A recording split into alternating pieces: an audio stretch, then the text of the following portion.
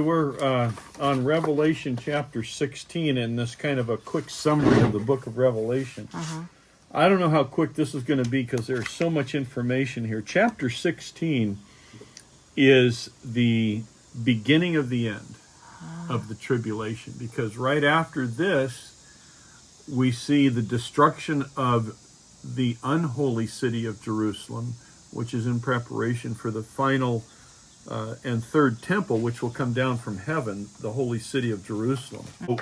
Chapter 16 deals with the final 7 bowls. And you remember we talked about this. There are 7 seals in the scroll. And of the 7th seal, when he opens that, there are 7 trumpets. And then the trumpets all describe certain events. And then in the 7th trumpet, we have the 7 bowls. And the 7 bowls represent the final activities of the wrath and tribulation period. Wrath of God, the tribulation for humans. Some theologians define the last 7 years of tribulation described in Revelation in 2 parts. One is tribulation, and then the saints leave in the middle of it, and then the wrath of God is poured out. Tribulation is what we suffer, and wrath is what he delivers. So it's the tribulation and the wrath from two, and it's the same event from 2 different perspectives. It's from the human perspective, which is the tribulation. And the wrath is from the heaven's perspective. It's what gets delivered. Makes sense. Somehow notice that in the Greek, there are different prepositions. It says it was poured into, or it was poured upon, or it was poured out.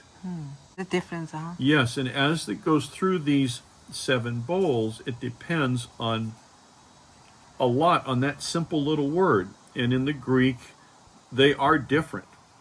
I think it's EIS for pouring out, and epi is on, because that's where we get epidermis. And as we go through it, keep in mind that the way it is delivered is dependent on this little tiny word. Is it poured into, out, on. Into, out, and on. It really is a big difference. Okay. A lot of it has to do with the targeting. For example, poured out his bowl on the great Euphrates, or poured out his bowl on the throne, or it was poured into the rivers. See the difference? Poured out on the sun, poured on the earth, into the sea, into the rivers, on the sun. So pay attention to that, and it'll help you understand the event itself. Specifically, verses 1 and 2. Go out and pour onto the earth the 7 bowls of the wrath of God.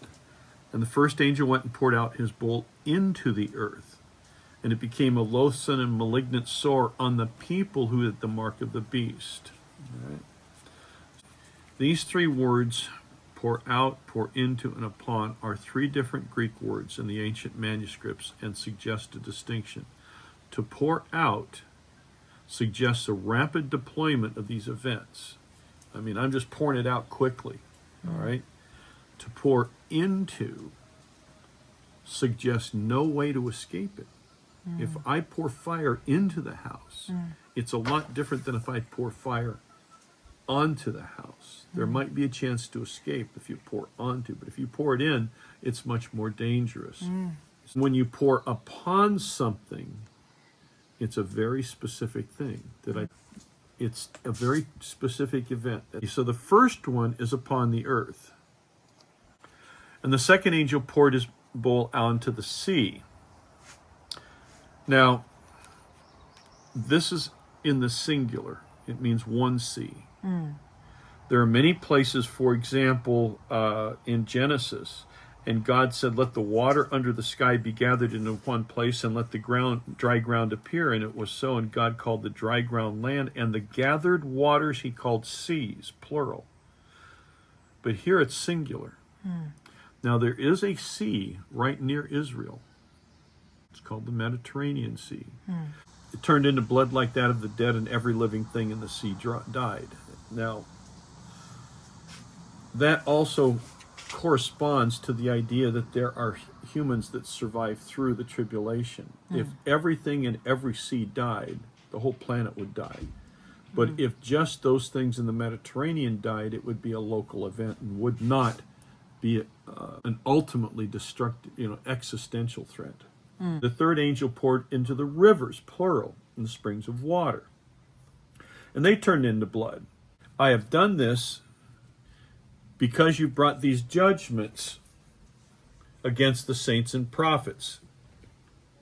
All right, so now we've got multiple rivers, but it's specifically about people near those rivers that have caused distress and death to the saints and prophets. All right, well, guess what? There are 3 or 4 primary rivers around the Middle East. The Euphrates, the Tigris, the Nile.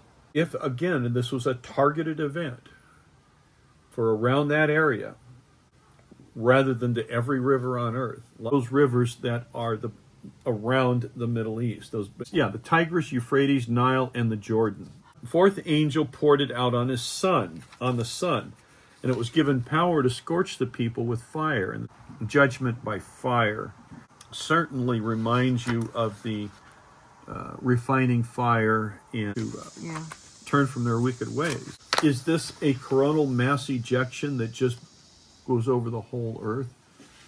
Well, we've had them in the past, and they haven't harmed the people, but that's just relative to the degree of energy.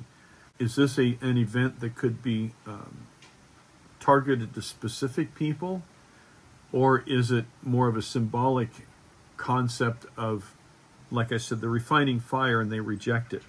It could be an atomic blast, it could be a coronal mass ejection from the sun, or it could be specific refining fire events that, like Pharaoh, where he suffered all these plagues and still he refused to harden the heart. Exact. Fifth angel, and now this is where it gets a little interesting. And he poured out his bowl on the throne of the beast, and its kingdom was plunged into darkness.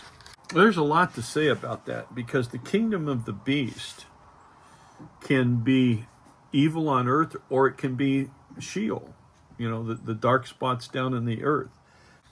If this is the final judgment of all things, and the Old Testament talks about the kingdom of the bosom of Abraham, and there's a holding place for the angels for the final judgment, one would think that if we are looking at the destruction of all things and the recreation of all new, one has to ask themselves, during the millennial kingdom, when all wickedness has been wiped out on earth, will there be a hell? Will there be a bosom of Abraham, a Sheol?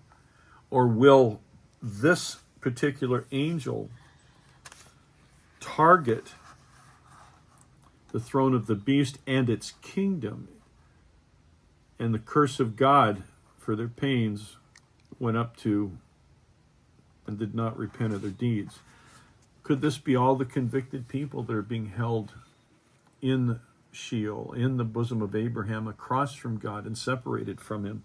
The Christian view of heaven and hell is so overly simplified as to almost be unrecognizable from the biblical reference to Sheol, Hades, Gehenna, bosom of Abraham, the abyss, all of its different manifestations in the Old Testament. Personally feel like if God is going to, in the final days, address every portion of creation, that he wouldn't leave out.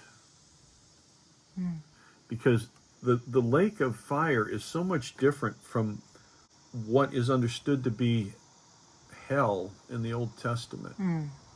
It's almost like it's a whole new creation that God has reserved for the destruction of the soul, that's different from the hell that we know today. None of those sound anything in Scripture like the lake of fire, where your soul is finally destroyed.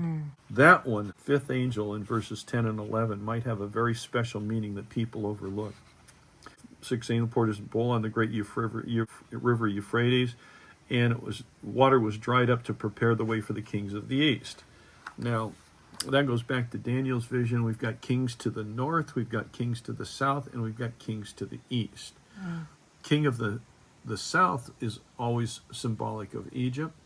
King of the north is symbolic of Turkey, and the kings of the east is symbolic of Babylon, which is now Persia. So we've got something going on there with the kings of the Persian Empire, which is kind of Iraqi and Iran and all of that right now. Oh, and by the way, that does also include Russia, China, and the Mongolian empires that will join with the king of the east, the Persians, to invade Israel in the final days. 3 unclean spirits I saw that looked like frogs, and this came out of the dragon, the beast, and the false prophet. Pop out a demonic spirit that looks like a frog. First off, they're not threatening. If you saw, a grizzly bear come down, that would be different. Ignore that. These are spirits that are not meant to destroy. They're meant to entice. Frogs are really good bait for fishing. These are more like something that comes out and tempts us. Temptation. Rather than tries to destroy us. But what they tempt us with can destroy us. They're bait. If we take the bait, we get caught by the Satan. So it's where does that frog come from that you should be worried about? If I throw bait into the water, the fish shouldn't be worried about the bait. Where did that bait come from? Well, it's coming from someone that wants to catch you. And so the dragon, one of the frogs comes out of the dragon. So it's now, don't worry about the frog. What's the dragon a symbol of? Satan. Of course. And that's the self-God, the Satan that wants to be God. It's the self-king. At heart, Satan is the archetype, the highest symbol of what we call narcissism. Self. What's important is me, not you, God. Everything me.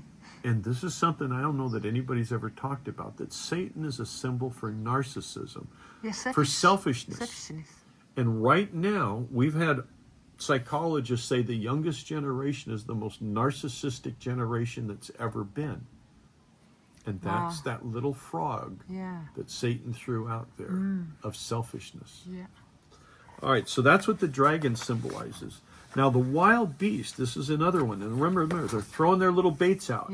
So don't worry about the frog. Worry about where it came from. Another frog came from the wild beast. Now, that represents, or it's symbolic of the desires to oppress. It's the animal that wants to oppress and deceive and destroy. Dictators like Pol Pot or Hitler that just want to lie and destroy. That's the cheating beast. Liar. It's cheating, it's stealing. just a wild beast, and all it wants to do is to destroy. This one wants to do it with oppression and lies and destruction. And that's the wild beast. Now, the third one where the frog came out of was the false prophet. That represents false religion, false prophecy, false history. You remember during your experience in communist China how your grandparents were taken away as lords of a township. And Mao and the Communist Party rewrote history. All the beautiful things of Sun Tzu and Confucius were taken out of your history books. The false prophet symbolizes all of these efforts, intellectualism and science and elitism, where they're better than the other. The false prophet symbolizes the Antichrist of false religion, science, and elitism, of world culture and intellectualism. These three, the dragon, the beast, and the false prophet, they all operate in their respective realms or dominions, and Paul talked about this. For we fight not against the flesh, but about these spiritual dominions and authorities. And these three are three of the big ones. And these are demonic spirits that perform false signs and wonders. Now we're getting to AI. These are demonic spirits, the three frogs. They go out there and they operate in these different realms and perform false signs and wonders and go out to all the kings of the earth to assemble them for battle on the great day of God the Almighty. How can you go out to the entire world?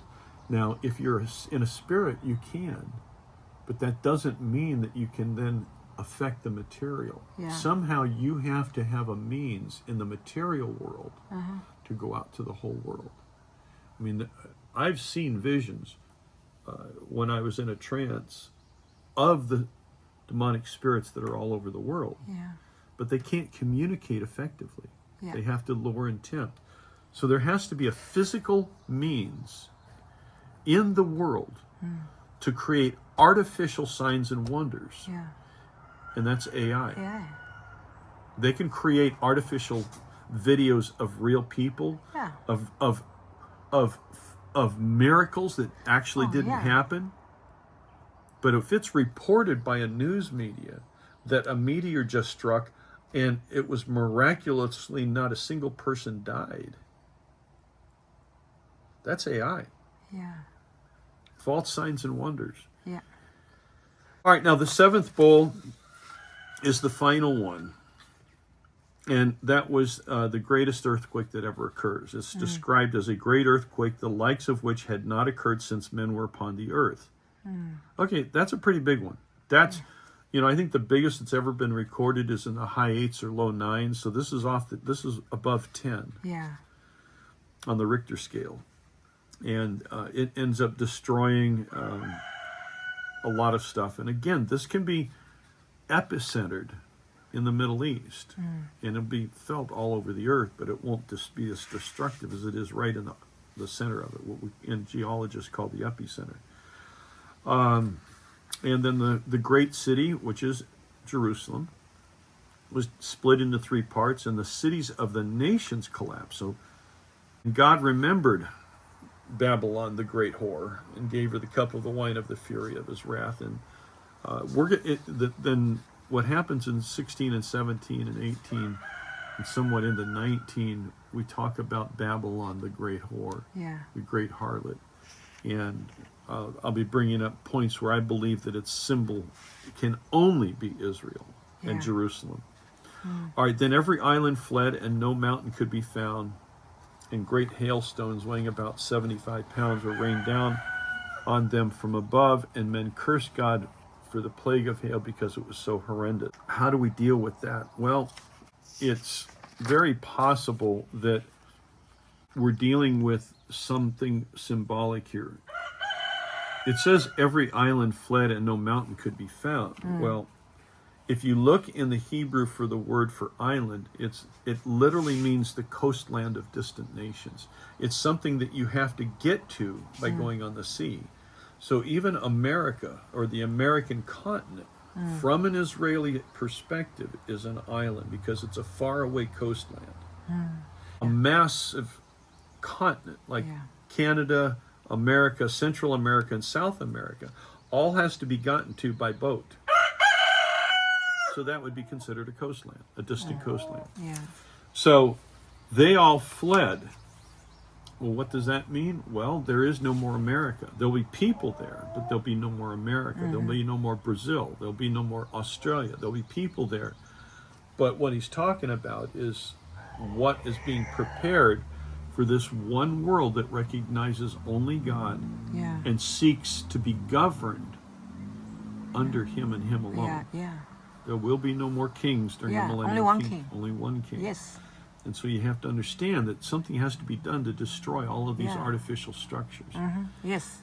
And so that's the end of chapter 16. It's a big one, Yeah, and it's there's a a long lot one. of stuff. Yeah. Thank you for watching. If you like this video, please subscribe it so you don't miss other videos, and share it with your friend and give him thumbs up. And your encouragement, your support is our motivative. See you next time. God bless you all.